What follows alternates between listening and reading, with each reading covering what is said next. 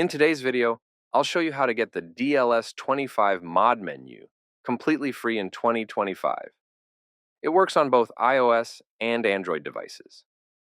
As you can see on your screen, this mod provides all the available hacks in the game, including unlimited coins and gems for both platforms. There are a bunch of features included, such as freezing players and the goalkeeper, unlimited coins and gems, free shopping, and much more. First, make sure your DLS 25 game is updated to the latest version. To check, simply go to the App Store or Google Play Store and see if an update is available. If your game is up to date, you're good to go. Next, head over to the pinned comment below. There, I've explained exactly where and how you can get 25 pesos and 50 centavos.